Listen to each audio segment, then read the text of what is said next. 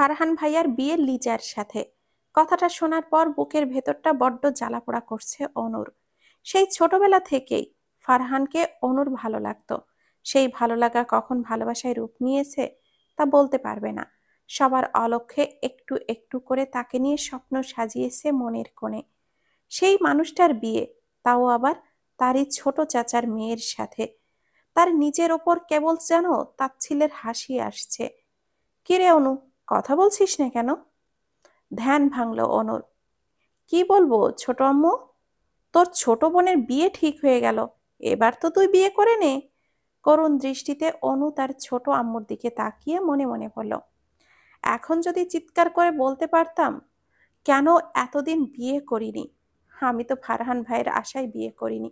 ভেবেছিলাম তার পড়াশোনা শেষ হলে যখন জব হবে তখন মনের কথা তাকে জানাবো, কিন্তু তার আগেই সব শেষ হয়ে গেল।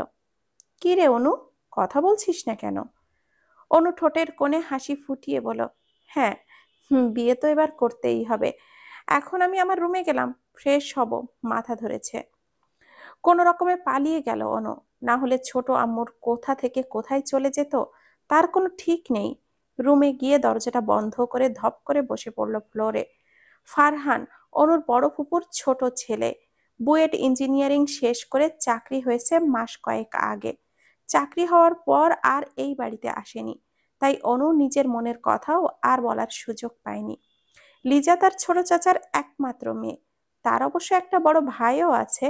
অনুরও একটা বড় ভাই আছে, যে ফারহানের সাথে বুয়েট থেকে ইঞ্জিনিয়ারিং শেষ করে চাকরি করছে। কিরে অনু, এসেই দরজা দিয়ে দিলি কেন? ফ্রেশ হয়ে আয়, কিছু খেয়ে একটু ঘুমিয়ে নে। আজ কিন্তু তোর বড় পুকুরে আসবে। মায়ের কথা শুনে অনু নিজেকে কোনো রকমে সামলে বলল, মা, আমি আসার সময় খেয়ে এসেছি, এখন মাথা ধরেছে, একটু ঘুমাবো। অনুর কথায় তার মা প্রায় চেঁচিয়ে উঠল, তুই আবার বাইরের ছাইপাশ খেয়ে এসেছিস অনু? আজকে যদি তোর পেটে ব্যথা হয় তোকে আমি লাথি দিয়ে বাড়ি থেকে বের করে দেব বলে দিলাম। অনু মায়ের কথায় কোনো উত্তর দিল না। তার বাইরের খাবার সহ্য হয় না। যেই দিন বাইরে থেকে ফুচকা চটপটি কিছু খেয়ে আসবে সেই দিনই তার পেটে ব্যথায় কাঁদতেই হবে। তাই বাইরের এইসব খাবার তার জন্য নিষিদ্ধ। অনুর মা বাইরে থেকে কিছু সময় বকবক করে চলে গেল। অনু আর নিজেকে সামলাতে পারল না। দুই হাতে মুখ চেপে নিঃশব্দে কাঁদতে লাগলো। চোখের সামনে ফারহানের মুচকি হাসি লেগে থাকা মুখটা ভেসে উঠল। কি সুন্দর সেই হাসি! তানিশা, ওঠ, আর কত ঘুমাবি বেয়াদব মেয়ে? তানিশার মা মোমেনার কথায় তানিশার বিশেষ কোনো হেলদোল দেখা গেল না। সে নিজের মতো করে ঘুমাতে ব্যস্ত। তানিশা, তুই উঠবি নাকি আমি আয়াতকে নিয়ে একাই চলে যাব তোর নানুর বাসায়?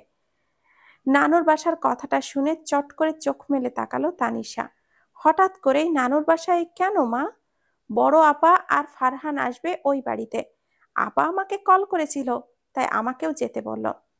ফারহানের নামটা শুনে তানিশার চোখ মুখ জলজল করে উঠল। দ্রুত বিছানা ছেড়ে উঠে পড়ল। আমি এক্ষুনি ফ্রেশ হয়ে আসছি মা, এসেই রেডি হয়ে নিচ্ছি। মমিনা ভুরু কুচকে বলল, এখনই রেডি হবি কেন? তুমি না বললে নানুর বাসায় যাবে? হ্যাঁ, সে তো সন্ধ্যার দিকে। তাহলে এখন এভাবে ডেকে তুললে কেন? কি সুন্দর একটা স্বপ্ন দেখছিলাম জানো তুমি? জমিদারের বাচ্চা ঘুমাতে ঘুমাতে দুপুরের খাবার সময় চলে যাচ্ছে। খাবার খাবে কখন শুনি? আচ্ছা ঠিক আছে, আমি ফ্রেশ হয়ে আসছি, খাবার দাও। মোমেনা চলে যেতেই ফারহানের কথা ভেবে তানিশা খুশি খুশি হয়ে ফ্রেশ হতে চলে গেল। অনুর ঘুম ভাঙল সন্ধ্যার অনেক পরে। কানে তুলো গোজে মরার মতো করে ঘুমিয়ে পড়েছিল। কান্না আর ঘুমের জন্য চোখ ফোলা ফোলা হয়ে আছে। শ্যামবর্ণ মুখটা বিশ্রী লাগছে দেখতে। অনু কোনো দিকে না তাকিয়ে ওয়াশরুমে ঢুকে শাওয়ার ছেড়ে দিল। ঠান্ডা পানি শরীর ভিজিয়ে দিল মুহূর্তে। প্রায় ঘন্টা খানেক শাওয়ার নিয়ে বের হলো। আয়নার সামনে দাঁড়াতেই নিজেকে দেখে চমকে গেল। কি বিশ্রী লাগছে দেখতে। অনু বিরক্তিতে মুখ কুঁচকে বলল, আজ ফারহান ভাই আসবে আর আজই এমন বিশ্রী দেখাতে হলো আমাকে? পরক্ষণেই ফারহান আর লিজার বিয়ের কথা মনে পড়ে গেল অরুণ। বুকের বাঁ পাশটাই চিনচিনে ব্যথা আবারও অনুভব হতে লাগলো। নিজেকে কোনো রকমে সামলে নিল। যতটা সম্ভব ঠিকঠাক হয়ে রুমের বাইরে পা রাখলো। ড্রয়িং রুমের শোরগোল বলে দিচ্ছে তার ফুপুরা চলে এসেছে। গুটি গুটি পায়ে এগিয়ে গেল ড্রয়িং রুমের দিকে। তার ধারণাই ঠিক, সবাই চলে এসেছে। অনুকে সবার আগে তানিশার নজরে পড়ল। অনু বলে দৌড়ে এসে জড়িয়ে ধরল। ডান গালে ছোট্ট একটা কিচ করে বলো, কেমন আছো আপু তুমি? অনু জোরপূর্বক হেসে বলো, আলহামদুলিল্লাহ। তোরা কখন আসলি? আমরা তো সেই কখন এসেছি আম্মি জান, কিন্তু আপনারই তো কোনো খোঁজ খবর নেই। ভার্সিটি থেকে এসে মাথাটা ধরেছিল ফুপি, তাই ঘুমিয়ে পড়েছিলাম। কেবলই ঘুম ভাঙলো। মোমেনা ব্যস্ত হয়ে উঠে এলো। কি বলো আম্মি জান, এখনো খারাপ লাগছে? দেখি। ইস, চোখ মুখ দেখেই বোঝা যাচ্ছে কত কষ্ট হচ্ছিল। অনু মুচকি হেসে বলো, এখন ঠিক আছি ফুপি। অনুর বড় ফুপি সেলিনা মুখ ভেংচি দিয়ে বলল, সত্যি মাথা ধরেছে নাকি ফুপুদের দেখে লুকিয়েছিলি? এটা কেমন কথা আপা? লুকিয়ে থাকবে কেন? দেখেই বোঝা যাচ্ছে ওর মাথাটা যন্ত্রণা হচ্ছিল। হঠাৎ ফারহান গম্ভীর গলায় বলল, আহ মা, তুমি এসেই অনামিকাকে নিয়ে পড়লে কেন? ছেলের কথায় সেলিনার ছেলের দিকে তাকিয়ে কটমট চোখে তাকালো, আর কিছু না বলে চুপ করে গেল। অনু এতক্ষণ ফারহানের দিকে তাকায়নি, তবে এবার তাকালো। আকাশি নীল রঙের শার্টটাই অসম্ভব মানিয়েছে হলুদ ফর্সা মানুষটাকে। সাথে সাথে চোখটা সরিয়ে নিল, আশেপাশে তাকিয়ে সবাইকে দেখে নিল। অনুর বাবা, ছোট চাচা, ফারহান আর তানিশার বাবা চারজন একপাশে বসে গুরুত্বপূর্ণ কিছু নিয়ে আলোচনা করছে। ফারহান তার মায়ের পাশে বসে ফোন নিয়ে ব্যস্ত। ফ্লোরে আয়াত গড়াগড়ি নিয়ে খেলছে। আর তানিশা আর মোমেনা তখনও অনুর কাছেই দাঁড়ানো। অনু মোমেনার দিকে তাকিয়ে বলল, মা, আর ছোট আম্মু কোথায় ফুপি? তারা তো কিচেনে সবার জন্য নাস্তার ব্যবস্থা করছে। আচ্ছা ফুপি, আমি তাহলে মায়ের কাছে যাচ্ছি। অনু চলে গেলে মোমেনা আর তানিশা আবারও আগের জায়গায় বসলো। তানিশা ফোন চালানোর নাম করে আর চোখে ফারহানকে দেখে যাচ্ছে। আর ফারহান, সে তো মনে হচ্ছে ফোনের দুনিয়ায় হারিয়েছে। মায়ের কাছে যেতে যেতে অনু চিন্তা করলো তার বড় ফুপির কথা। মানুষটা অজানা কারণে তাকে খুব একটা পছন্দ করে না, বিপরীতভাবে লিজাকে অসম্ভব ভালোবাসে। কি রে, তোর চোখ মুখ এমন দেখাচ্ছে কেন? মায়ের কথায় ঘোর কাটলো অনুর। তখন না বললাম মাথা ধরেছে, তার জন্যই। অনুর মা সরু চোখে তাকালো তার দিকে। সত্যি করে বল, মাথা ধরেছে নাকি বাইরের কিছু খেয়ে পেট ব্যথায় কেঁদেছিস? অনু তার মায়ের দিকে মলিন দৃষ্টিতে তাকিয়ে মনে মনে বলল, কেঁদেছি তো মা, তবে পেট ব্যথায় না, বুকের ব্যথায়। বুকের বাঁ পাশটায় যে খুব ব্যথা হচ্ছে। অনু কিছু না বলে নিজের মাকে জড়িয়ে ধরল। হকচকিয়ে উঠল অনুর মা নূরজাহান। মেয়ের মাথায় হাত রেখে ব্যস্ত গলায় বলল, বেশি খারাপ লাগছে আম্মু? মায়ের পরিবর্তন দেখে অনু মলিন হাসল। একেই বুঝি মা বলে। একটু আগে বকলো, এখন মেয়ের চিন্তায় অস্থির হয়ে যাচ্ছে। অনু কিছু না বলে মাকে ধরেই দাঁড়িয়ে রইল। সামনে বসা অতি প্রিয় ফারহান ভাইকে এই মুহূর্তে পৃথিবীর সবচেয়ে বিরক্তিকর মানুষ মনে হচ্ছে অনুর কাছে। পরীক্ষা দিয়ে বাড়ি এসে যদি পুনরায় পরীক্ষা দিতে হয়, এটা কার ভালো লাগে? কারোরই নয়। অনু চুপ করে আছে দেখে ফারহান মৃদু আওয়াজে ধমক দিয়ে বলল, কথা বলছিস না কেন অনামিকা? এই সামান্য ধমকে কেঁপে উঠল অনু। ভয়ে হাত পা কাঁপাকাঁপি শুরু হয়ে গেছে তার। আমতা আমতা করে বলল, আমি এটা দেইনি। ভুরু কুচকে তাকালো ফারহান। না দিলে মার্ক করেছিস কেন? ভেবেছিলাম দিব, কিন্তু পরে আর দেইনি। ফারহান বিরক্ত হয়ে বলল, 1 2 3 4 5 একটাও সলভ করতে পারিসনি। তুই কোনটা কোনটা সলভ করেছিস সেটা দেখা আমাকে। আমি যেটাই জিজ্ঞাসা করছি সেটাতেই দেইনি বলছিস। অনু কিছু বলছে না দেখে ফারহান হাতের কোশ্চেন পেপারটা টেবিলের উপরে রেখে দিল। পূর্ণ দৃষ্টিতে তাকালো অনুর দিকে। সাদা স্কুল ড্রেস গায়ে অনুর, মাথার লম্বা 2 বেনুনি দুই পাশে দেওয়া, শ্যামবর্ণের মুখটা তৈলাক্ত হয়ে আছে।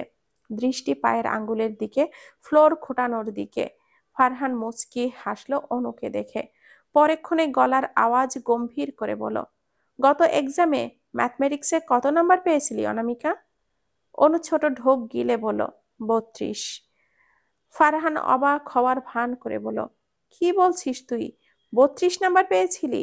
আর আমাকে দেখ, জীবনে 32 নাম্বার চোখেই দেখিনি। শুধু আমি নাকি, তোর বা আমার বংশের কেউই জীবনে 32 নাম্বার পেয়েছে?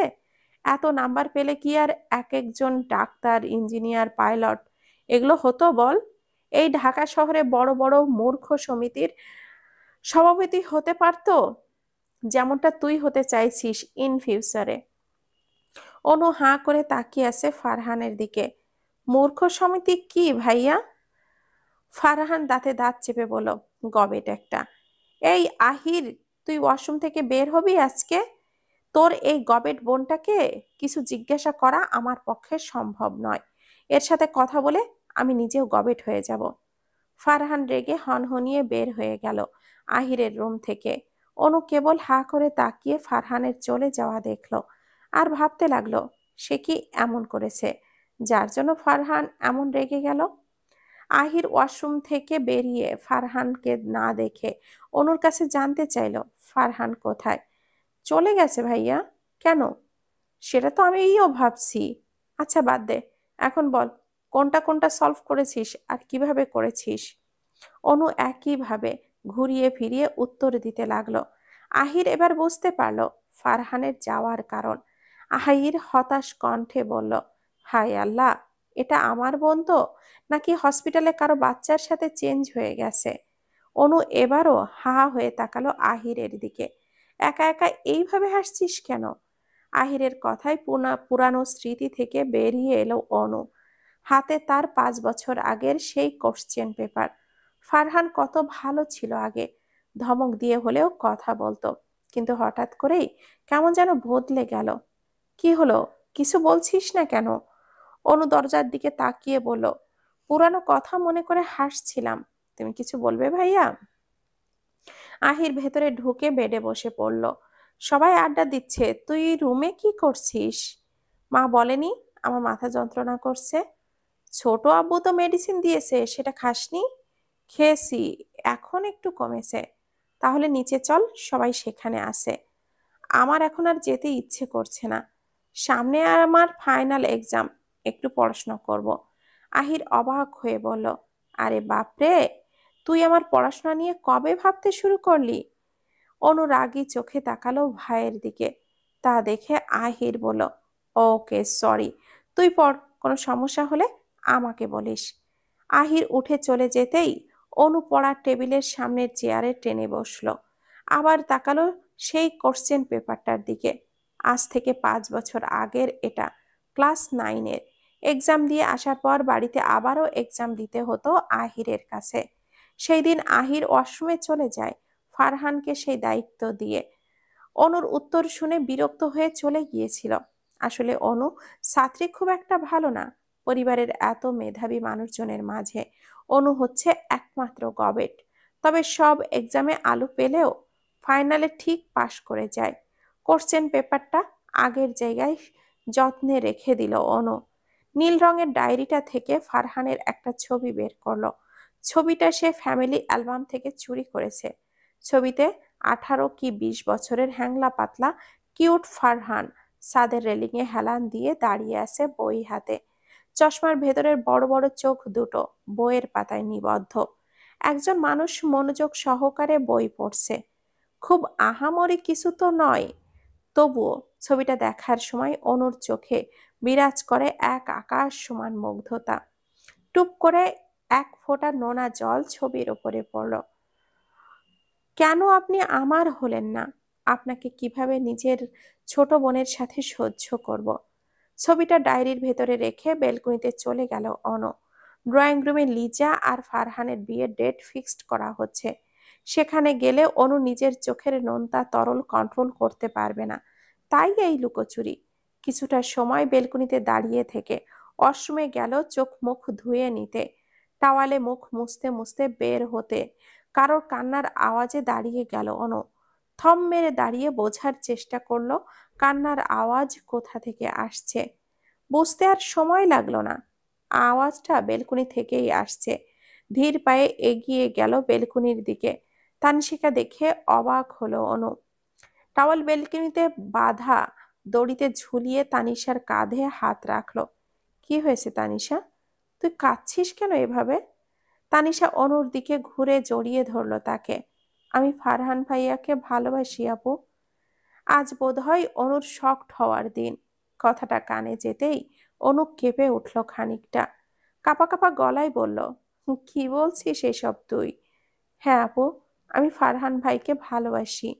অনু শুকনো ঢোক গিলে বলল, তোর মাথা ঠিক আছে তানিশা? তুই কি বলছিস সেটা বুঝতে পারছিস আদৌ? তানিশা কিছু না বলে শব্দ করে কান্না করছে। অনু কি বলবে বুঝতে পারছে না। তানিশা কম হলে ফারহানের 12-13 বছরের ছোট হবে। তানিশা ফারহানকে এমন নজরে দেখতে পারে সেটা অনু কল্পনাও করতে পারেনি। অনু তানিশার মাথায় হাত রেখে তাকে সামলানোর চেষ্টা করতে লাগলো। অনু বুঝতে পারছে তানিশার কষ্টটা। অনুর ভয় হচ্ছে। তানিশা এখন আবেগের বয়স, কোনো ভুল না করে বসে। অনুর যেন চারপাশটা ঘুরছে।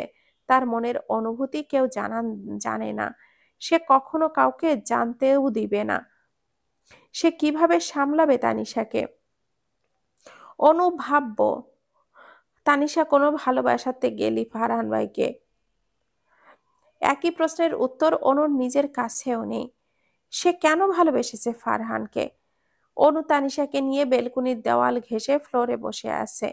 তানিশা কাঁদতে কাঁদতে অনুর কোলে মাথা রেখে ঘুমিয়ে পড়েছে। অনু এমন এক পর্যায়ে এসে পড়েছে, কি করবে বুঝতে পারছে না। অনু নিজের মনের অনুভূতি মনেই কবর দিয়েছে। সেটা কোনো দিন কেউ জানতে পারবে না। কিন্তু তানিশা তো তার অনুভূতি কন্ট্রোল করতে পারছে না। এইসব জানাজানি হলে তাদের পরিবারের সুখ দুঃখ সমস্ত সম্পর্ক এলোমেলো হয়ে যাবে। অনু তাকালো তানিশার দিকে। মেয়েটা কেবল 17 বছরে পা রেখেছে। ফর্সা গোলগাল মুখ, একেবারে মায়ার রাজ্য। হাসলে দুই গালে কি সুন্দর দুটি টোল পড়ে। কোঁকড়ানো লম্বা চুলগুলো প্রায় হাঁটুর কাছাকাছি। অনু না হয় রূপবতী নয়, তাই সে ভালোবাসা পাবে না। কিন্তু তানিশা, সে তো রূপে গুণে কম নয়। কোনো মোড় নিবে তাদের তিনজনের জীবন? মা, আমি এই বিয়ে করতে পারবো না। লিজার কথায় তার মা লাবণীর মাথায় যেন বাজ পড়ল। তার কত কাঠখড় পোড়াতে হয়েছে এই বিয়ে ঠিক করার জন্য। সেলিনা চৌধুরী নিজের বোনের মেয়েকে ছেলের বউ করতে চেয়েছিলেন। লাবণী বরাবরই নিজের মেয়েকে তানিশার থেকে উপরে রাখতে চায়। অনামিকা এমনই লিজার থেকে কম সুন্দরী, তাই তার সাথে কোনো সমস্যা নেই। এমনিতেই কথায় কথায় অনুকে সে ছোট করতে পারে। কিন্তু রূপী গুণে সব দিক থেকে তানিশা লিজার থেকে এগিয়ে। এটাই সহ্য হয় না লাবণীর। সে চায় তার মেয়েকে সবার উপরে রাখতে। ফারহানের মতো যোগ্য পাত্র তানিশা পাবে সেটা সহ্য হয়নি তার। তিনি সেলিনাকে বুঝিয়েছে ফারহানের জন্য তানিশার থেকে লিজা ভালো হবে। সেলিনা চৌধুরী প্রচণ্ড অহংকারী মানুষ। বাবার বাড়ি, স্বামী সন্তান সব নিয়ে তার খুব অহংকার। যখন ভেবে দেখলেন বোনঝি তানিশার চাইতে ভাইঝি লিজা বেশি স্মার্ট, আর বয়সের পার্থক্যও কম, তখন তার মনে হলো ছেলের পাশে লিজাকেই ভালো মানাবে। লাবণী রাগী গলায় বলল, কি যা তা বলছিস তুই? সামনের শুক্রবার এনগেজমেন্ট আর আগামী মাসের 1 তারিখ বিয়ে। এখন এসব বলে কোনো লাভ নেই। লাবণী কথা শেষ করে হনহনিয়ে মেয়ের রুম থেকে বের হয়ে গেল। লিজা পড়ে গেল মহা ঝামেলায়। ফারহানকে তার অপছন্দ বিষয়টা তেমন নয়। ফারহানকে অপছন্দ করার কোনো কারণ নেই, বরং পছন্দ করার অনেক কারণ আছে। কিন্তু লিজা এখনই বিয়ে করতে চায় না। সবে মেডিকেল প্রথম বর্ষে পড়ছে। নিজের বাবার মতো ভালো ডাক্তার হতে চায়। লিজা মাথায় হাত দিয়ে বসে পড়ল বেডে। লাবণী নিজের রুমে গিয়ে বকবক করতে লাগল, এত কষ্ট করে সব গুছিয়ে আনলাম, এখন মহারানী বলছে বিয়ে করবে না। জুনায়েদ চৌধুরী অবাক কণ্ঠে বলল, কে বিয়ে করবে না? লাবণী কোনো কিছু না ভেবেই বলে দিল, কে আবার তোমার নবাবজাদি? তুমি না বললে লিজা ফারহানকে পছন্দ করে? তাই তো এত তাড়াতাড়ি মেয়ের বিয়ে দিতে রাজি হলাম আমি। এতক্ষণে হুঁশ ফিরল লাবণীর। সে সবাইকে বলেছে লিজা ফারহানকে পছন্দ করে, আর এতেই সবাই রাজি হয়েছে। এখন যদি জানে লিজা নিজেই এই বিয়েতে রাজি নয় তাহলে তার খবর আছে। লাবণীর উত্তর না পেয়ে জুনায়েদ ধমক দিয়ে বলল, কি হলো, কথা বলছো না কেন? লাবণী আমতা আমতা করে বলল, আসলে লিজা এখনই বিয়ে করতে চাচ্ছে না। ফারহানকে পছন্দ করে তো, কিন্তু পড়াশোনা শেষ করে বিয়ে করতে চাইছে। জুনায়েদ চৌধুরী স্বস্তির নিঃশ্বাস ফেলল, ও তাই বলো। ঠিক আছে, আমি মেয়ের সাথে কথা বলবো। আমি বুঝিয়ে বলবো বিয়ের পরেও সে পড়াশোনা করতে পারবে, কোনো সমস্যা হবে না। লাবণী প্রায় চিৎকার করেই বলল, না। জুনায়েদ অবাক হয়ে বলল, কি না? না মানে, তোমাকে বুঝাতে হবে না। আমি তো ওর মা, আমি ওকে ভালো করে বুঝিয়ে বলবো। আচ্ছা ঠিক আছে, তুমিই বুঝিয়ে বলো। জুনায়েদ নিজের কাজে মনোযোগ দিলে লাবণী হাফ ছেড়ে বাঁচল যেন। আবার ছুটল মেয়ের রুমের দিকে, মেয়েকে বুঝাতে হবে তো। বিয়েতে তুই রাজি তো ফারহান? ফারহান বিরক্তিতে কপাল কুঁচকে বলল, রাজি না হওয়ার কি আছে? লিজা যথেষ্ট সুন্দরী আর স্মার্ট একটা মেয়ে, আমার সাথে ভালো মানাবে। কিন্তু অনু? ফারহান এবার চোখ তুলে তাকালো নিজের বেস্ট ফ্রেন্ডের মতো বড় ভাই ইরফানের দিকে, যার দৃষ্টি এখনো ফারহানের দিকে উত্তরের অপেক্ষায়। ফারহান মলিন হেসে বলল, জীবনের একটা সময় আসে পৃথিবীটা রঙিন লাগে। চোখের সামনে যা আসে তাই ভালো লাগে। আমার সেই রঙিন পৃথিবীর একটা পৃষ্ঠার নাম অনামিকা। একটা পৃষ্ঠা নিয়ে তো আর সম্পূর্ণ জীবনটা কাটানো সম্ভব নয়, অনামিকা নামক পৃষ্ঠা আমি অনেক পেছনে ফেলে এসেছি। অনুকে তুই ভালোবাসতি ফারহান, সেটা কেন স্বীকার করছিস না? ফারহান রেগে বলল, ভালোবাসা বলতে কিছু হয় না। সবই ক্ষণিকের মোহ, আর একটা সময় সেটা কেটে যায়, রয়ে যায় এক রাশ তিক্ততা। আমার জীবনে আমি তিক্ততা চাই না। ইরফান হতাশ হয়ে বলল, আমার জীবন দিয়ে তুই পুরো পৃথিবীটা যাচাই করতে পারিস না ফারহান। ফারহান তাচ্ছিল্য হাসল, ভালোবেসেই তো বিয়ে করেছিলে না? আজ ভালোবাসাটা ঠিক কোথায় গিয়ে দাঁড়িয়েছে? আমি না হই, কিন্তু অনেকেই ভালোবেসে বিয়ে করে সুখে আছে ফারহান। আমি কাউকে ভালোবাসি না, আর না কখনো ভালোবাসব। বিয়ে একটা সামাজিক প্রথা, আর মা চাইছে তাই করছি। নিজের দায়িত্ব পালন করব শুধু। ফারহান কথা শেষ করে দাঁড়াল না। ইরফান কেবল দীর্ঘশ্বাস ছাড়ল। ইরফান ভালোবেসে বিয়ে করেছে তামান্নাকে। তামান্না ইরফানের ক্লাসমেট ছিল। ফারহান প্রথম থেকেই সবটা জানত। দুই ভাইয়ের সম্পর্ক অনেকটাই বন্ধুর মতো। তামান্নার পরিবার বিয়ের জন্য চাপ দিলে পড়াশোনার মাঝেই বিয়ে করতে বাধ্য হয় ইরফান। বিয়ের পর ইরফান নিজের পড়াশোনা কমপ্লিট করতে পারলেও তামান্না পারেনি। তার জন্য অবশ্য সেলিনা চৌধুরী অনেকটাই দায়ী। সংসারের জাতাকলে ইরফান আর তামান্নার সেই ভালোবাসা আজ কোথায় যেন হারিয়ে গেছে। সংসার করতে হবে বলেই হয়তো দুজন একসাথে আছে, দরকার হলে কথাও বলছে। ফারহানের এসব দেখে ধীরে ধীরে ভালোবাসার উপর থেকে বিশ্বাস উঠে গেছে। ইরফান দীর্ঘ শ্বাস ছেড়ে আকাশের দিকে তাকিয়ে রইল। কলেজ লাইফের সেই সময়টা যদি আবার ফিরে পাওয়া যেত। রবীন্দ্রনাথ ঠাকুর বলেছিলেন, যাকে ভালোবাসো তাকে কখনো বিয়ে করো না। ইরফানের কাছে মনে হচ্ছে কথাটা সঠিক। তামান্নাকে বিয়ে না করলে ভালোবাসাটা সারাজীবন মিষ্টি অনুভূতি হয়েই থাকত। হয়তো না পাওয়ার যন্ত্রণাটা মাঝে মাঝে পোড়াত, তবু সেই মিষ্টি অনুভূতিগুলো এমন তিক্ত হতো না। ইরফান রুমে গিয়ে দেখল তামান্না তাদের 4 বছরের ছেলে তানভীরকে বুকে জড়িয়ে ঘুমিয়ে আছে। কি মায়া ওই মুখটায়, ডিম লাইটের আলোয় আরো মায়াবী লাগছে। ইরফান এগিয়ে গিয়ে তামান্নার পাশে বসল। গালে পড়ে থাকা চুলগুলো কানের পেছনে গুজে দিল। ইচ্ছে করল কপালে ভালোবাসার পরশ দিতে, কিন্তু কোথায়ও একটু বাধা অনুভব করল। এতটাই দূরত্ব এসে গেছে দুজনের মাঝে। ইরফান দীর্ঘ শ্বাস ছেড়ে বলল, আবার কখনো কি আমাদের জীবনটা আগের মতো হবে? ফারহান নিজের বেকনিতে ইজি চেয়ারে বসে আছে, চোখ বন্ধ করে। তার বয়স যখন 6 বছর তখন অনুর জন্ম। তাদের কাজিনদের মধ্যে প্রথম মেয়ে অনামিকা। ইরফান, ফারহান, আহির আর মাহির, তারা তখন 4 ভাই ছিল। অনামিকাকে পেয়ে সবাই তখন অনেক খুশি। সবার চোখের মণি হয়ে উঠেছিল অনামিকা। লিজা, তানিশা ওদের পেয়ে ধীরে ধীরে অনামিকার গুরুত্ব সবার কাছে কিছুটা কমে এলেও ফারহানের কাছে কমেনি। ধীরে ধীরে ফারহান বুঝতে পারে শ্যামবর্ণ মেয়েটাকে তার ভালো লাগে, কিন্তু সেটা বোন হিসাবে নয়। সেই ভালো লাগা ভালোবাসায় রূপ নিয়েছিল কিনা জানে না ফারহান। তার আগেই ভালোবাসার উপর থেকেই বিশ্বাস উঠে গেছে। একটু একটু করে তারও দূরত্ব বেড়েছে অনামিকার সাথে। ফারহান বিড়বিড় করে বলল, আমি চাই না অনামিকা আমার জীবনে আসুক। আবারও ভালোবাসার অপমান হোক। পরদিন সবাই এনগেজমেন্টের শপিং করার সিদ্ধান্ত নিল। অনুকে যেতে বললে সে রেডি হতে হতে বলল, আমার ভার্সিটি যেতে হবে, সামনে এক্সাম। তানিশা, তুই এখনো শুয়ে আছিস কেন? তোর তো আর কোনো কাজ নেই, তুই চল। আমার শরীর খারাপ লাগছে মা। মোমেনা ব্যস্ত হয়ে বলল, কি হয়েছে? এমনই রাতে ঘুম হয়নি, আমি ঘুমাবো। তোরা কেউ না গেলে লিজার একা একা কেমন লাগবে? তানিশা তাচ্ছিল্য হেসে বলল, কাবাবের হাড্ডি করে আমাদের নেওয়ার কি প্রয়োজন?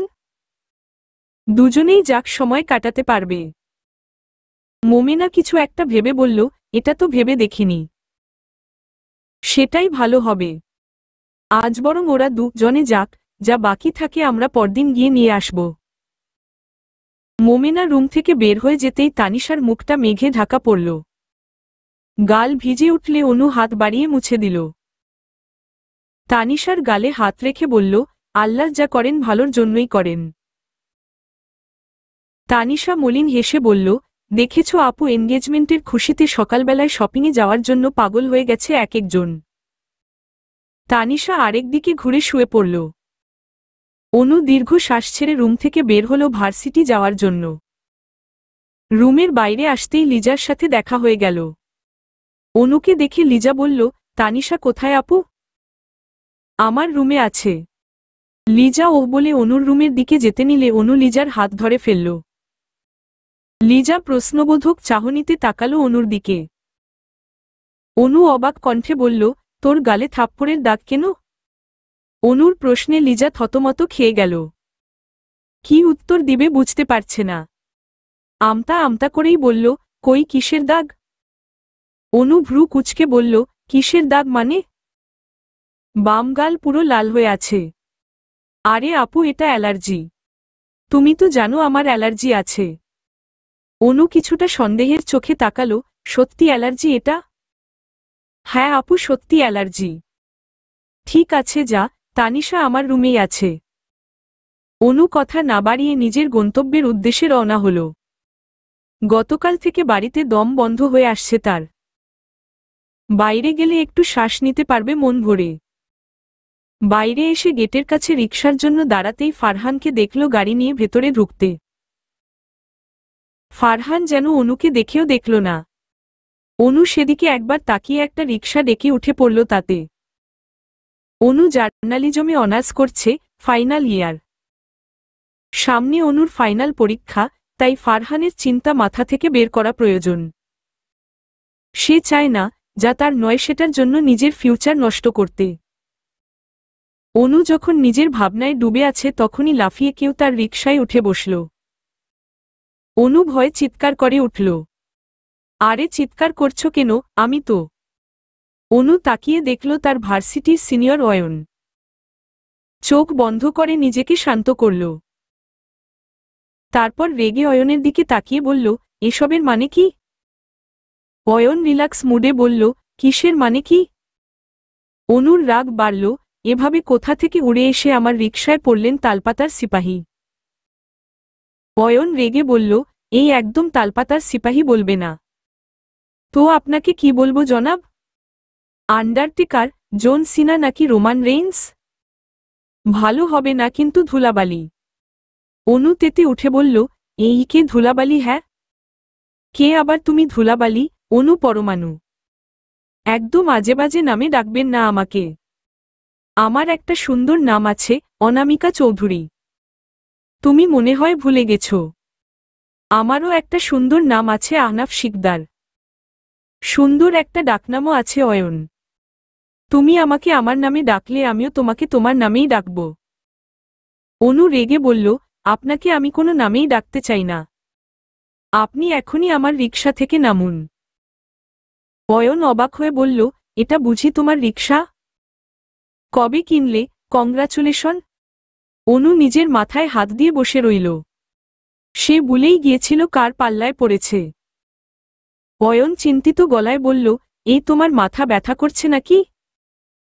অনু বিরক্ত হয়ে বলল, আপনি নিজেই আমার জন্য একটা মাথা ব্যথা।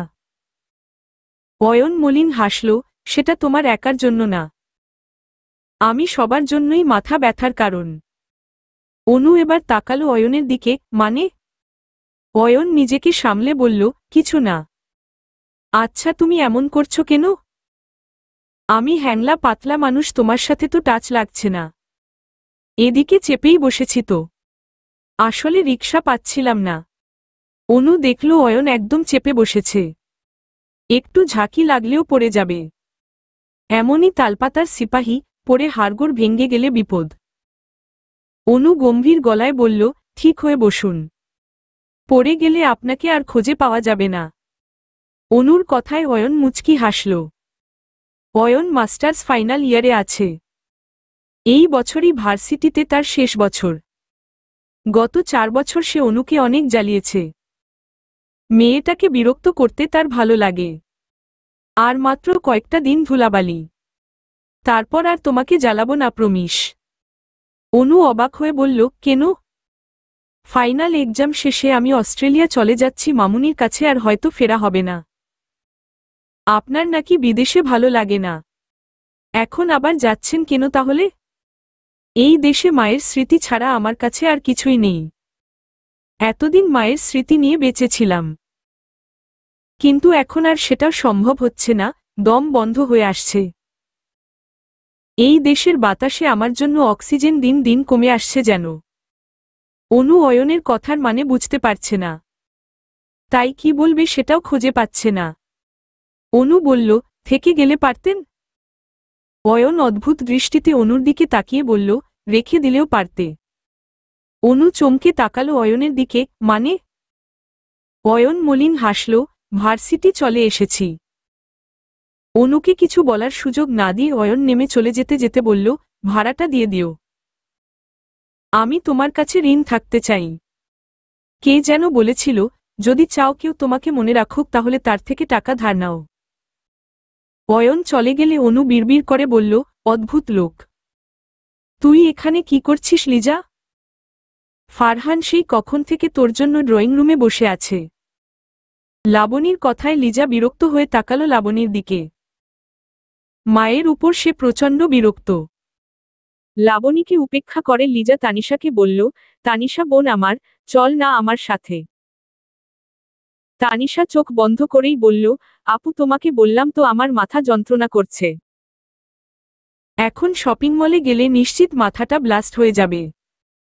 লাবণী গম্ভীর গলায় বলল, ও যেতে চাইছে না, ওকে জোর করছিস কেন লিজা? তোকে আমি যেতে বলেছি তো। তুই উঠবি নাকি আরও একটা থাপ্পড় লাগবে? লিজা মায়ের দিকে শান্ত দৃষ্টিতে একবার তাকিয়ে উঠে এলো তানিশার পাশ থেকে। লিজা বেরিয়ে যেতেই লাবণী তানিশার দিকে তাকিয়ে বাঁকা হাসল। গাড়িতে পাশাপাশি বসে আছে ফারহান আর লিজা। দুজনের কারো মুখে কোনো কথা নেই। ফারহান প্রশ্ন করল, কোন শপিং মলে যাবি? লিজা দায়সারাভাবে উত্তর দিল, তোমার যেখানে ভালো লাগে যাও। ফারহান লিজার দিকে একবার তাকিয়ে বলল, তুই কি কাউকে পছন্দ করিস? এমন কিছু থাকলে আমাকে বল, আমি বিয়ে ক্যান্সেল করার ব্যবস্থা করছি। লিজা তাকালো ফারহানের দিকে, আমি জানি ভাইয়া তুমি একটা মেয়েকে ভালোবাসো। ফারহান চমকে উঠল লিজার কথায়, কি বলছিস এসব? লিজা সামনে তাকিয়ে স্বাভাবিক গলায় বলল, তখন বয়স কম হলে এতটা ছোট ছিলাম না যে বুঝতে পারব না। অনুর কথা একমাত্র ইরফান ছাড়া কেউ জানে না। তাহলে লিজা কিভাবে জানল বুঝতে পারছে না ফারহান। ফারহান স্বাভাবিক গলায় বলল, আমি কাউকে ভালোবাসি না। তাহলে ডায়েরির পাতায় কার এত প্রশংসা করেছিলে? কোন ডায়েরির কথা বলছিস? ডায়েরি লেখা ছেড়ে দিয়েছি 4 বছর আগে। 2 বছর আগে তোমাদের বাসার স্টোররুম থেকে একটা পুরনো ডায়েরি পেয়েছিলাম। ডায়েরিটা যে তোমার তাতে তোমার নাম দেখেই বুঝেছি। সেটা ভালোবাসা নয়, আবেগ ছিল। ভালোবাসা থাকলে তার জায়গা নিশ্চয়ই ধুলাবালি জমা স্টোররুমে হতো না। লিজা দীর্ঘ শ্বাস ছেড়ে বলল, মেয়েটা কে ছিল? কিছু প্রশ্নের উত্তর না জানাই উত্তম। লিজা কথা বাড়ালো না আর। কারণ তার ভালো করেই জানা আছে ফারহান একবার যেহেতু বলতে চায়নি তাহলে আর বলবেও না। ফারহান শপিং মলের সামনে গাড়ি থামিয়ে বলল, তুই ভেতরে যা, আমি গাড়িটা পার্ক করে আসছি। লিজা নেমে গেল গাড়ি থেকে। ফারহান পার্কিংয়ের দিকে যেতে লাগল। গাড়ি পার্ক করে সেখানেই বসে রইল কিছুটা সময়। হঠাৎ বিড়বিড় করে বলে উঠল, ভালোবাসা, ভালোবাসা আর ভালোবাসা। ভালোবাসা ছাড়া কি আর কোনো শব্দ নেই পৃথিবীতে? সবাই এই একটা শব্দ নিয়েই পড়ে আছে কেন? আমি ভালোবাসি না কাউকে, আমার মনে কারো জন্য কোনো অনুভূতি নেই। লিজা ধীর পায়ে মলের ভেতরে যেতে লাগল। সবকিছু কেমন এলোমেলো লাগছে তার কাছে। ডায়েরির প্রতিটা শব্দ বলে দিচ্ছিল ফারহান মেয়েটাকে কতটা ভালোবাসে। তাহলে সে অস্বীকার করছে কেন? আর যদি ভালোই বেঁচে থাকে তাহলে লিজাকে বিয়ে করতে রাজি হয়েছে কেন? লিজা জানে না আদৌ কোনোদিন এই প্রশ্নগুলোর উত্তর সে পাবে কিনা, নাকি সময়ের গভীরে হারিয়ে যাবে প্রশ্নগুলো। সকাল থেকেই বাড়ি সাজানোর কাজ শুরু হয়ে গেছে।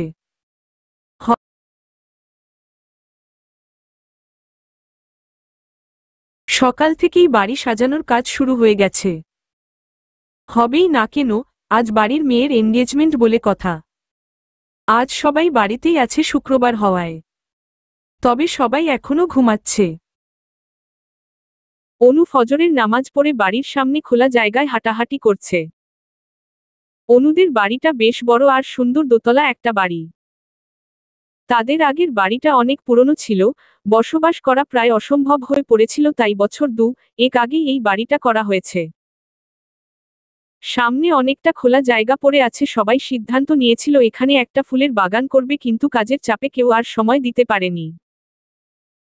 অনুর সময় আছে অনেক, কিন্তু ইচ্ছা নেই, সে অলস প্রকৃতির মেয়ে।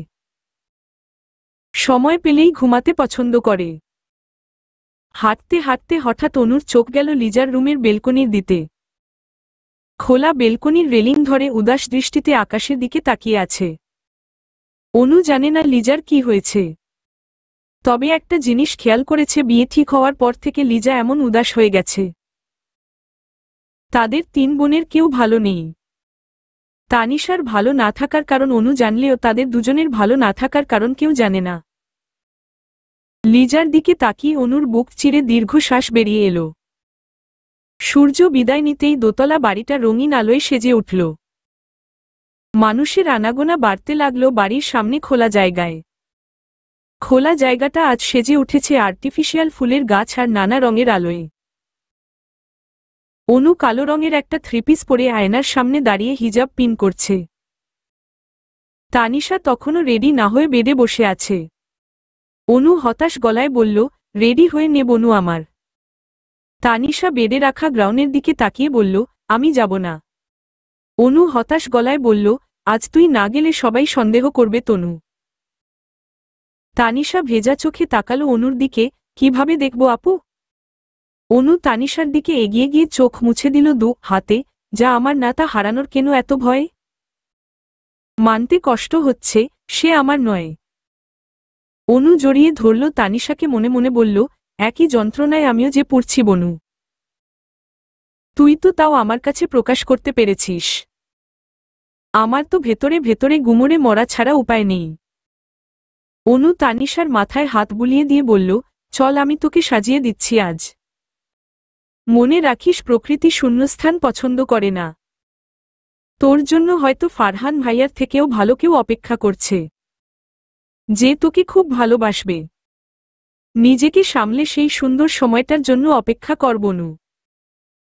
তানিশা চুপচাপ অনুর কথা শুনে গেল, কিছুই বলল না। অনু তানিশাকে গ্রাউন পরতে ওয়াশরুমে পাঠিয়ে দিল জোর করে। তানিশা গ্রাউন পরে বের হলে অনু তাকে দেখে বলে উঠল, মাশাআল্লাহ, আমার বনুটাকে পরীর মতো লাগছে। পার্পেল কালার গ্রাউনে সত্যি অসম্ভব সুন্দর লাগছে তানিশাকে, অনু হালকা একটু সাজিয়েও দিল। রক্ষণশীল পরিবার হওয়ায় সবাই হিজাব পরে, তাই তানিশাও পরে নিল। দুজনে একসাথে বাড়ির বাইরে এলো। ফারহান একপাশে দাঁড়িয়ে কথা বলছে আহির আর মাহিরের সাথে। তারা তিনজনই সমবয়সী। আহির আর ফারহান একসাথে পড়াশোনা করলেও মাহির আলাদা। মাহির পেশায় পাইলট, একমাত্র বোনের এনগেজমেন্ট হওয়ায় অনেক কষ্টে ছুটি ম্যানেজ করতে হয়েছে। মাহির জুসের গ্লাসে চুমুক দিয়ে আহিরের দিকে তাকালো, রুহির কি খবর আহির? ফারহান তো সেটেল হয়ে যাচ্ছে, এবার তুই কবে হচ্ছিস? আহির ফোঁস করে নিঃশ্বাস ছেড়ে বলল, অনু যতদিন বিয়ে না করছে আমি কিভাবে বিয়ে করব? আমাকে যে বলছিস তুই কবে বিয়ে করবি? এখন তো তোর আর প্রবলেম নেই। মাহির মুচকি হাসল, মনের মতো কাউকে পেলেই বিয়ে করে নিব। তাছাড়া হিসাব অনুযায়ী এবার তো তোর পালা ব্রো। আমাদের মধ্যে ফারহান বড়, তারপর তুই আর সবার শেষে আমি। তাই বিয়েটাও সেভাবে করা উচিত। তুই অনুর বিয়ে নিয়ে টেনশন করছিস কেন? সময় হলে ও বিয়ে করে নিবে। অনুর বিয়ের কথা শুনে ফারহান একবার তাকালো মাহিরের দিকে। কথাটা মস্তিষ্কে আঘাত করল নাকি মনে সেটা বুঝতে পারল না ফারহান। তার আগেই চোখে পড়ল অনুকে। তানিশা আর অনু পাশাপাশি দাঁড়িয়ে আছে। অনু থ্রিপিস পরতে বেশি পছন্দ করে, তাই বিভিন্ন ফাংশনে থ্রিপিসই পরে। আজও তার ব্যতিক্রম হয়নি। সুন্দরী তানিশার পাশে অনুকে একটু বেশি সাধারণ লাগছে। ফারহান চোখ সরিয়ে নিল অনুর থেকে। লিজা এখনো আসেনি, তাই অনুষ্ঠান শুরুও হয়নি। ফারহান চোখ সরিয়ে নিতেই অনুর চোখ পড়ল ফারহানের দিকে। হোয়াইট শার্টের উপর হোয়াইট কোট পরেছে, প্যান্টের কালারও হোয়াইট। ফারহানের পছন্দের রং সাদা, সেটা অনুর অজানা নয়। প্রায় হোয়াইট পরে, তবে আজ একটু বেশি হ্যান্ডসাম লাগছে যেন। অনু পাশ ফিরে তানিশার দিকে তাকিয়ে দেখল সে একদৃষ্টিতে ফারহানের দিকে তাকিয়ে আছে। তা দেখে কেবল দীর্ঘশ্বাস বেরিয়ে এলো। তখনই হোয়াইট প্রিন্সেস হয়ে হাজির হল লিজা। হোয়াইট গ্রাউনের সাথে হোয়াইট হিজাব। লিজার রূপ যেন আজ তানিশাকে ছাড়িয়ে গেছে। লিজা অনুর দিকে তাকালে অনু একটা মুচকি হাসি উপহার দিল তাকে। এখন অবশ্য লিজাকে খুশি খুশি লাগছে। অনু তানিশার হাত ধরে বাকি সবাইকে খুঁজতে লাগল। গেস্ট মোটামুটি ভালোই এসেছে। অনু অনেকের সাথে সৌজন্যমূলক কথাও বলল। একদম চুপচাপ আছে কেবল তানিশা। অনু একপাশে এসে তার মা, ছোট আম্মু, ফুপিদের পেয়ে গেল। তোমরা এখানে আর আমি তোমাদের খোঁজে মরছি। নূর জাহান বেগম মেয়ের দিকে তাকিয়ে বলল, আজকের দিনেও এমন ফকিন্নির মতো সেজেছিস কেন তুই? লোকজন বলবে আমরা তোকে কিছুই দেই না। তোর জন্য যে গ্রাউন্ড কেনা হয়েছে সেটা কোথায়?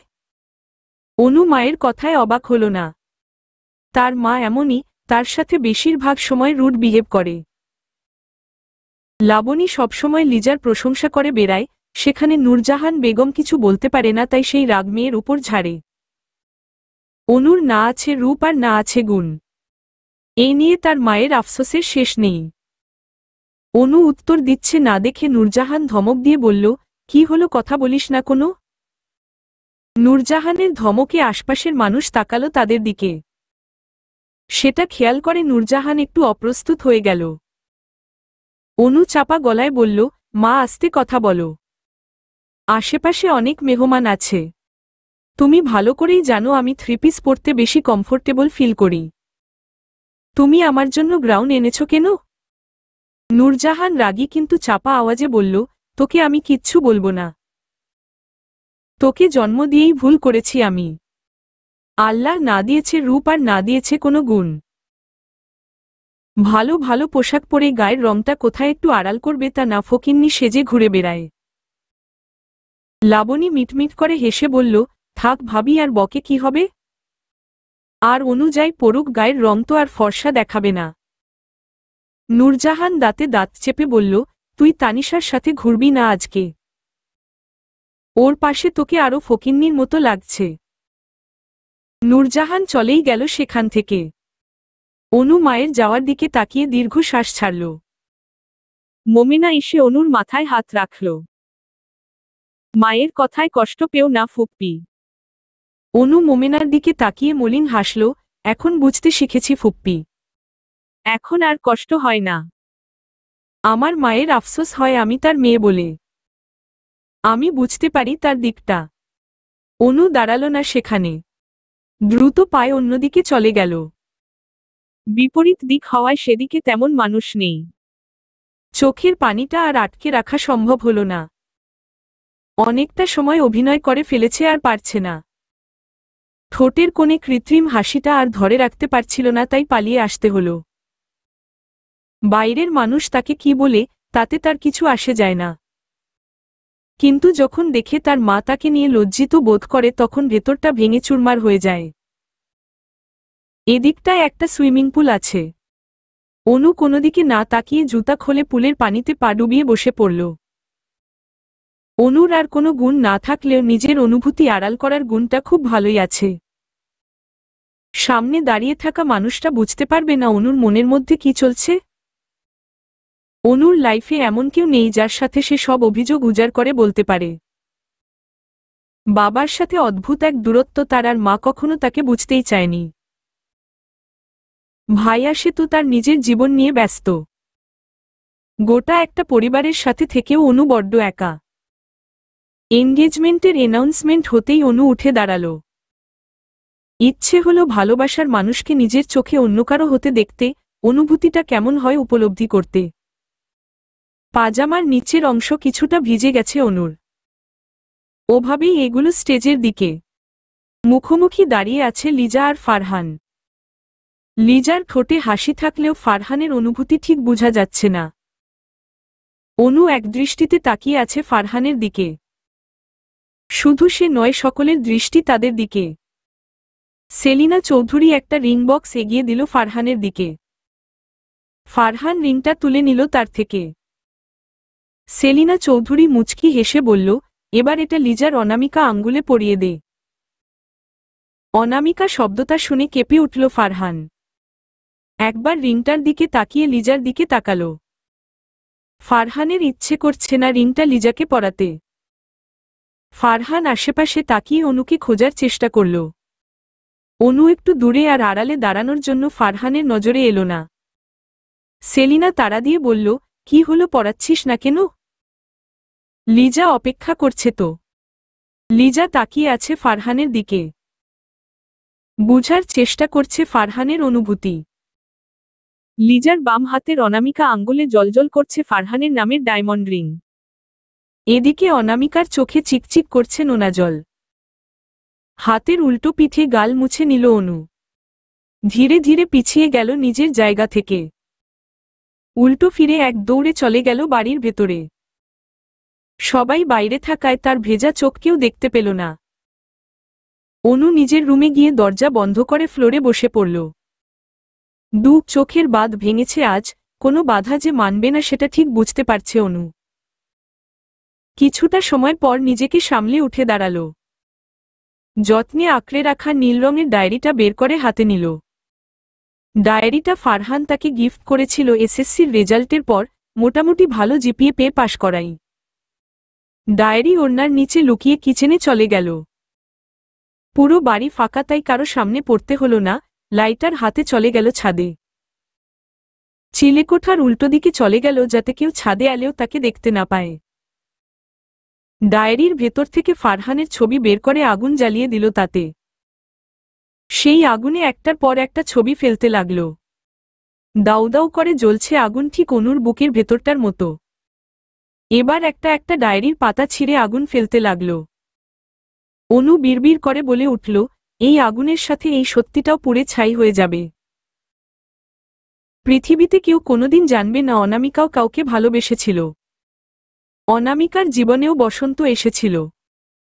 অনু হাঁটুতে থুতনি রেখে সামনে পড়ে থাকা তার অনুভূতির ছাই দেখছে একদৃষ্টিতে তাকিয়ে। সময় পেরিয়েছে অনেকটা। এতক্ষণে হয়তো অনুষ্ঠান শেষে সবাই চলেও গেছে। আচ্ছা, অনুকে কি কেউ একটু খুঁজেছে? এসব ভাবনায় অনু তাচ্ছিল্যের সুরে হাসল। তাকে আবার কে খুঁজবে? অনুকে খোঁজার মতো কেউ আদৌ আছে এই পৃথিবীতে? না, নেই, কেউ নেই। ছাদে কারো আসার শব্দ পেয়ে অনু সামনে তাকাল। কৃত্রিম আলোয় চারপাশ আলোকিত থাকায় তানিশাকে দেখতে অসুবিধা হল না তার। নিজের যন্ত্রণায় ডুবে অনু তো ভুলেই গিয়েছিল তানিশার কথা। অনু খেয়াল করল তানিশাকে। ছাদে এসে কোনো দিকে না তাকিয়ে সোজা রেলিংয়ের কাছে চলে গেল। উকি দিয়ে নিচে কিছু দেখে নিল। তানিশার কাজে আটকে উঠল অনু। বিড়বিড় করে বলে উঠল, কি করতে চাইছে তানিশা? অনু উঠে ধীর পায়ে এগিয়ে যেতে লাগল তানিশার দিকে। তানিশা রেলিংয়ের উপর উঠার চেষ্টা করতেই অনু একটানে পিছনে নিয়ে এলো। অস্থির গলায় বলল, এসব কি করছিস তুই? তানিশা হতভম্ব হয়ে তাকালো অনুর দিকে। এখন অনুকে এখানে একটুও প্রত্যাশা করেনি তানিশা। কি বলবে বুঝতে পারছে না। অনু ধমক দিয়ে বলল, কি হলো, কথা বলছিস না কেন বেয়াদব? তানিশা কিছু না বলে মাথা নিচু করে কাঁদতে লাগল, আপু আমি সত্যি ফারহান ভাইয়াকে ভালোবাসি। তাকে লিজা আপুর সাথে সহ্য করতে পারব না। মলিন হাসল অনু, জীবনের কতটুকু দেখেছিস? বাবা মায়ের অতি আদরে বড় হয়ে জীবন সংগ্রামের কিছুই দেখিসনি। বাড়ির বাইরে বের হলে একটু আশেপাশে তাকিয়ে দেখিস কত অসহায় মানুষ বেঁচে থাকার জন্য প্রতিনিয়ত লড়াই করে যাচ্ছে। একটু হসপিটালে নজর বুলিয়ে দেখ, একটা দিন বেঁচে থাকার জন্য যুদ্ধ করছে নিজের সাথে। আর তোদের মতো কিছু পাগল সামান্য একটু আঘাতে বেঁচে থাকার ইচ্ছে হারিয়ে ফেলছে। তানিশা চিৎকার করে বলল, তুমি তো কখনো কাউকে ভালোবাসোনি, তাই আমার কষ্ট বুঝতে পারছো না। অনুর প্রচণ্ড হাসি পাচ্ছে তানিশার কথা শুনে। তানিশা কতদিন ধরে ভালোবাসে ফারহানকে।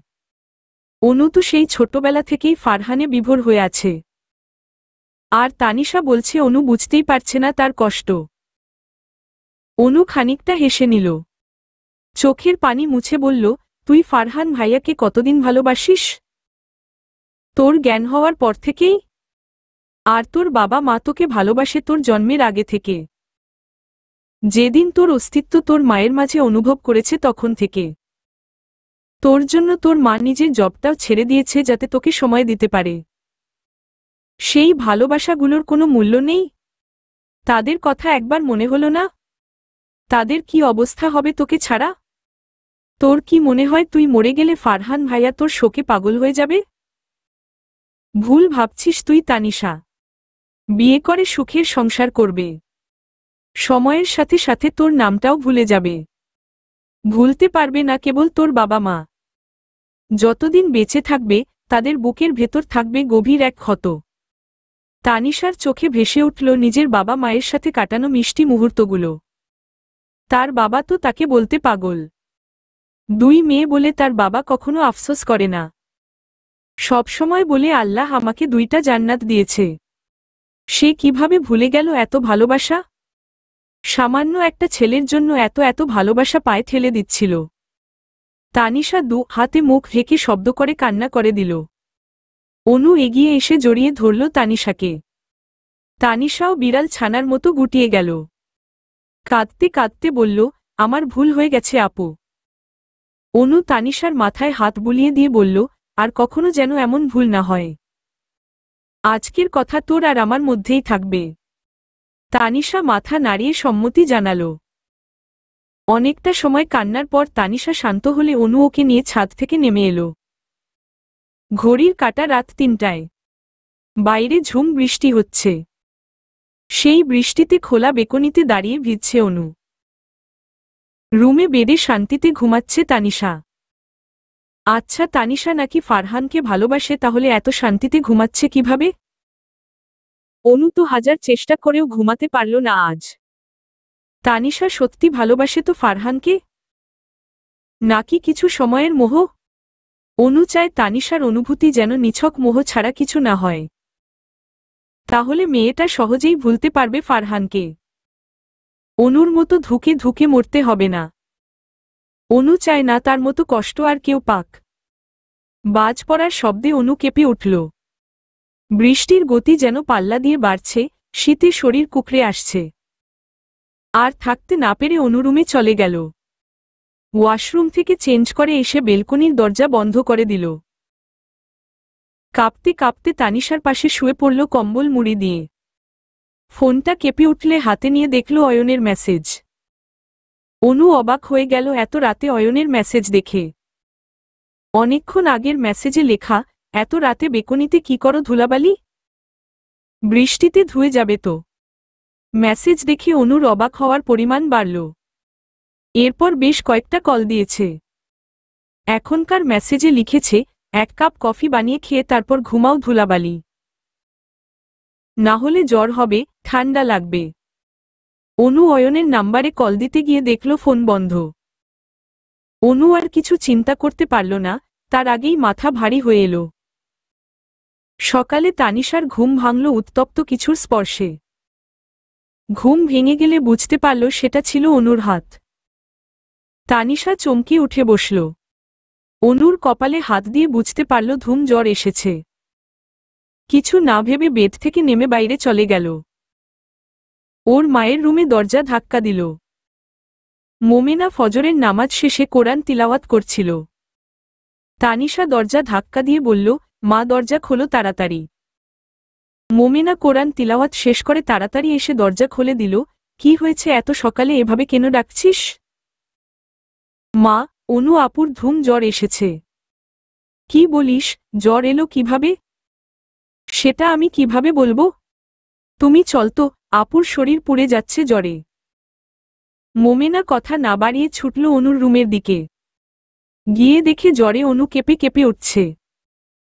মোমেনা ব্যস্ত গলায় বলল, তুই তো ছোট মামাকে ডেকে নিয়ে আয়, আমি ওর মাথায় পানি দিচ্ছি। তানিশা ঠিক আছে বলে চলে গেল জুনায়েদকে ডাকতে। মোমেনা মাথায় পানি দেওয়ার জন্য ওয়াশরুমে গেল বালতি আনতে।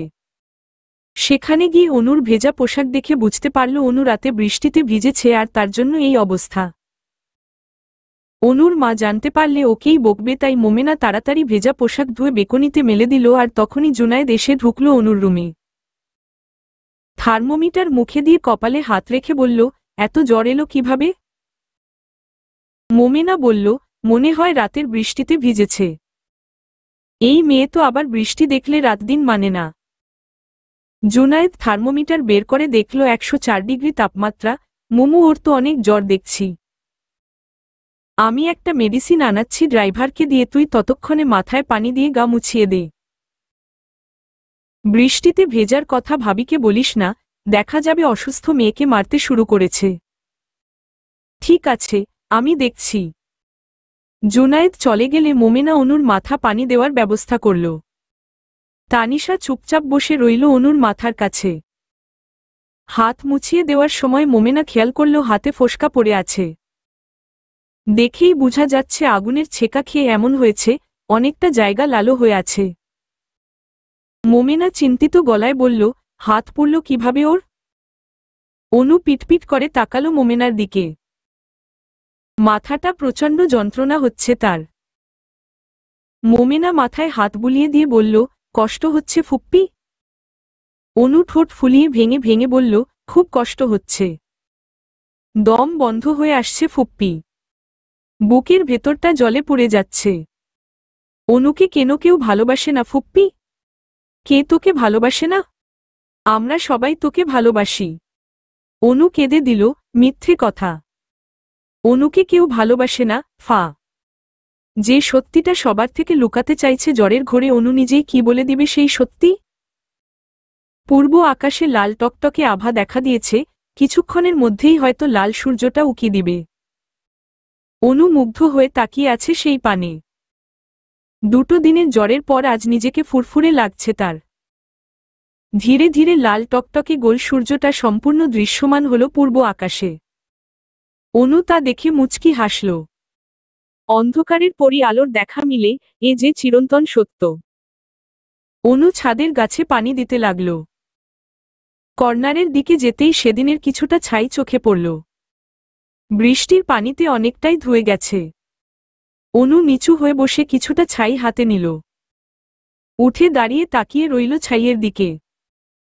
2 দিনের রোদে শুকিয়ে গেছে আবার, তাই ধুলোর মতো লাগছে। অনু রেলিং ধরে দাঁড়িয়ে হাতের ছাই ফু দিয়ে উড়িয়ে দিল। হাসি মুখে বলল, মুক্তি দিলাম তোদের। কেউ আর কোনোদিন জানতেও পারবে না। সেদিন অনু কিছু বলার আগেই ঘুমিয়ে পড়েছিল। অনুর লুকানো সত্যিটা আড়ালেই থেকে গেল।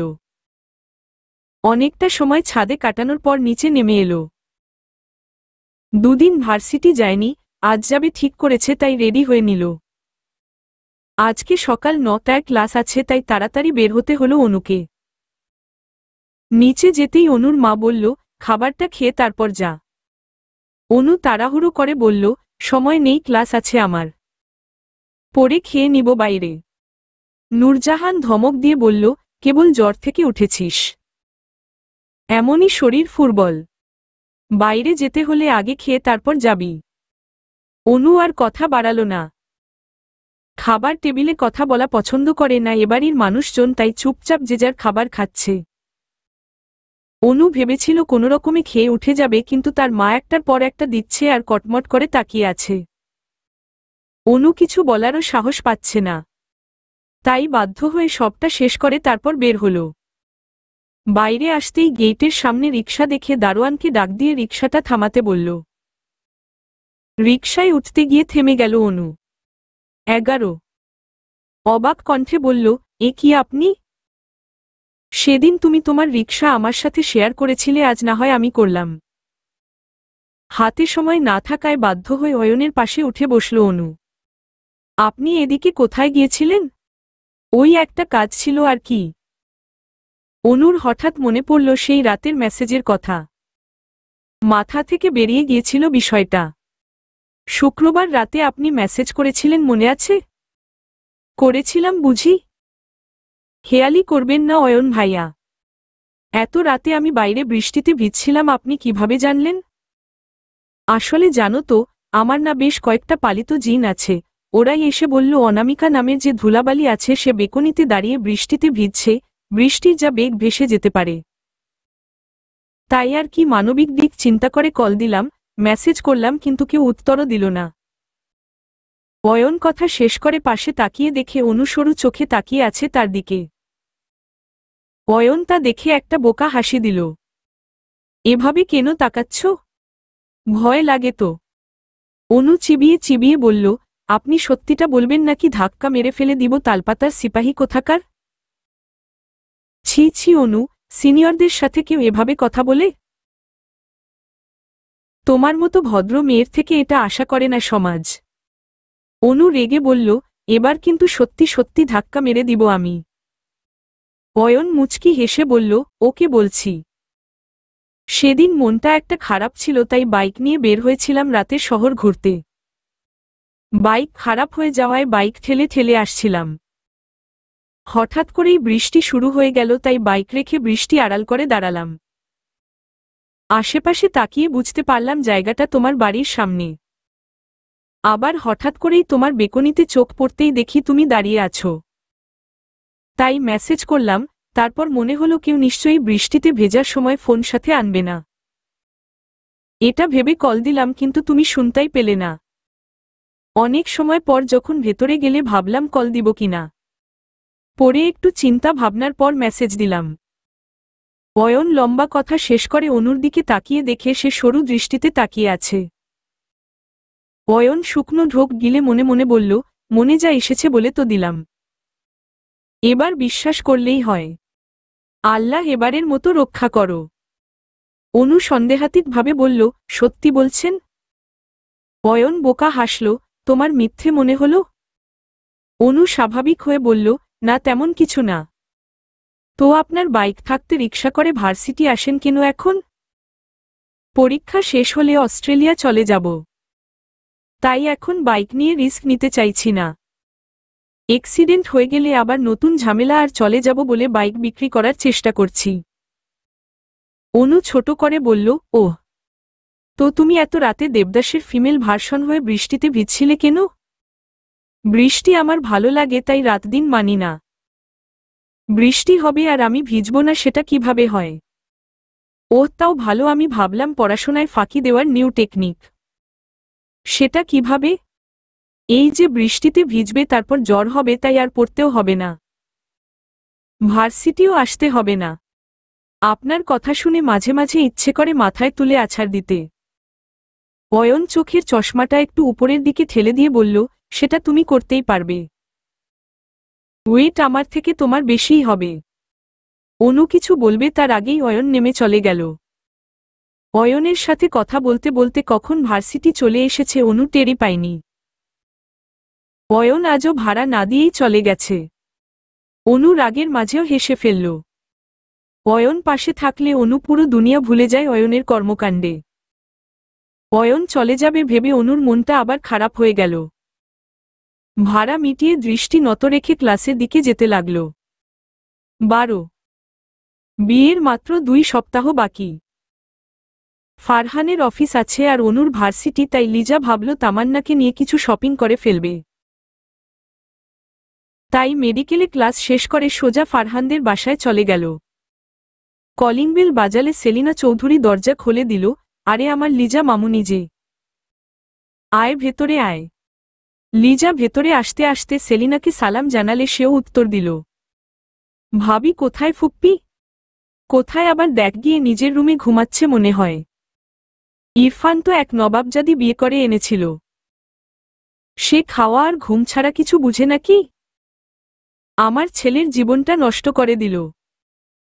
লিজা কিছু না বলে চুপচাপ শুনতে লাগল সেলিনার কথা। ইরফান তামান্নাকে বিয়ে করার সময় সেলিনা চৌধুরী রাজি ছিল না। তামান্নার ফ্যামিলির আর্থিক অবস্থা খুব একটা ভালো না। সেটাই তামান্নার অপরাধ। ইরফান মায়ের কথা না শুনে পড়াশোনা করার সময় তামান্নাকে বিয়ে করে আনে। ইরফানের বাবা সাপোর্ট করেছিল ছেলেকে। লিজা এখন সেলিনাকে কিছু বলতেও পারছে না, তাই চুপচাপ শুনতে হচ্ছে। তখনই রুম থেকে বের হল তামান্না। লিজাকে দেখে বলল, আরে বিয়ের কনে যে, তা কেমন আছো? লিজা মুচকি হেসে বলল, আলহামদুলিল্লাহ ভাবি, ভালো আছি। আপনারা কেমন আছেন? আর আমাদের লিটল চ্যাম্প তানভীর সাহেবকে দেখছি না। তামান্না এগিয়ে আসতে আসতে বলল, তাকেই ঘুম পাড়িয়ে এলাম। স্কুলে নিয়ে গেলে রেখে আসা যায় না। আমি না থাকলে সেও থাকবে না। একটু আগেই স্কুল থেকে এসে গোসল করিয়ে খাইয়ে তারপর ঘুম পাড়িয়ে এলাম। না হলে রান্নার সময় খুব জ্বালায়। লিজা ছোট করে বলল, ওহ। তামান্না বলল, আচ্ছা তুমি মায়ের সাথে গল্প করো, আমি তোমার জন্য কিছু নিয়ে আসছি। না না ভাবি, আমি কিছু খাবো না। তার আগে বলো, তুমি ঠিকমতো খাওয়া দাওয়া করো না নাকি?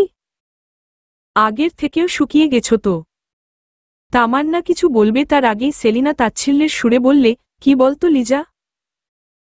বড়লোক বাবার বাড়ি, ভালো ভালো মাছ মাংস খেয়ে বড় হয়েছে তো, তাই আমাদের বাড়ির খাবার উনার মুখে রুচে না। তামান্নার চোখ মুহূর্তে ভিজে উঠলে সে নিজেকে সামলে নিল। আসলে লিজা ছেলেটা একটু জ্বালায় তো তাই। আচ্ছা তুমি মনে হয় কলেজ থেকে সোজা এখানেই এসেছ। তুমি বরং একটু ফ্রেশ হয়ে এসো, আমি তোমার জন্য কিছু আনছি। লিজা জোরপূর্বক হেসে বলল, এত ব্যস্ত হতে হবে না ভাবি, আমার তেমন খিদে পায়নি। তামান্না কিচেনের দিকে যেতে যেতে বলল, তা বললে কি হয়? তুমি ফ্রেশ হয়ে এসো। তামান্না কিচেনে চলে গেলে লিজা সেলিনাকে বলে গেস্ট রুমে ফ্রেশ হতে যেতে চাইলে সেলিনা ফারহানের রুমে যেতে বলল। লিজাও কথা না বাড়িয়ে চলে গেল ফারহানের রুমের দিকে। লিজা যদিও জানে ফারহান রুমে নেই, তবু কোথায় একটু অস্বস্তি হচ্ছে। এর আগে এই রুমে যায়নি, ব্যাপারটা ঠিক তেমন না। আগেও অনেকবার গিয়েছে, তবে তখন বিষয়টা আলাদা ছিল। লিজা কাপা হাতে দরজার লক ঘুরিয়ে ভেতরে গেল। লিজা যেমনটা আশা করেছিল রুমটা ঠিক তেমনটা নেই। এর আগে যতবার এসেছে রুমটা গুছানো টিপটাপ পেয়েছে, তবে আজ একেবারেই এলোমেলো হয়ে আছে। লিজা কোমরে হাত রেখে দাঁড়িয়ে পুরো রুমটা দেখে নিল। হাতের বই আর ব্যাগটা বেডসাইড টেবিলে রেখে রুম গুছানো শুরু করে দিল। বেশ অনেকটাই সময় লাগল পুরো রুম গুছিয়ে নিতে। কাজ শেষে ক্লান্ত হয়ে সোফায় বসে পড়ল।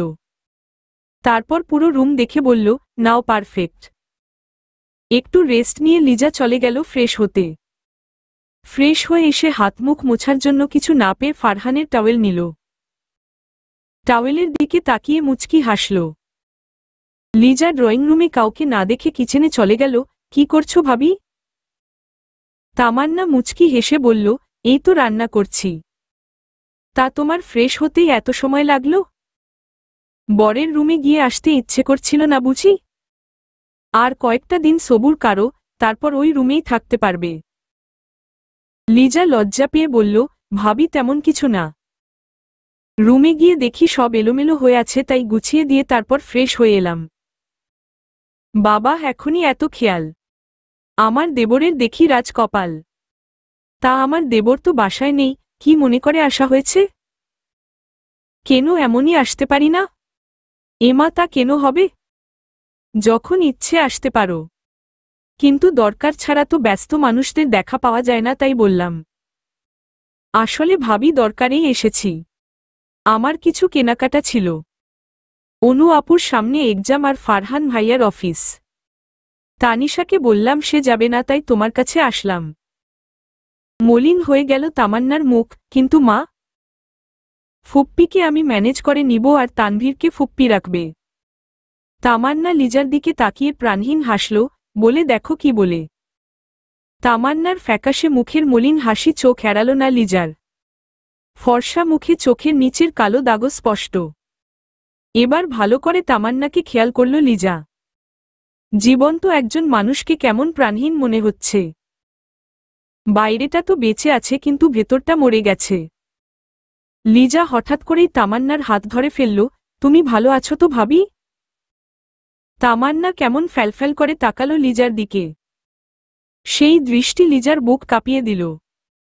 লিজা যেন দেখতে পেল সামনে দাঁড়িয়ে থাকা রমণীর হাহাকার করা ভেতরটা। চোখ দুটো যেন চিৎকার করে বলছে, আমি ভালো নেই, ভালো নেই আমি।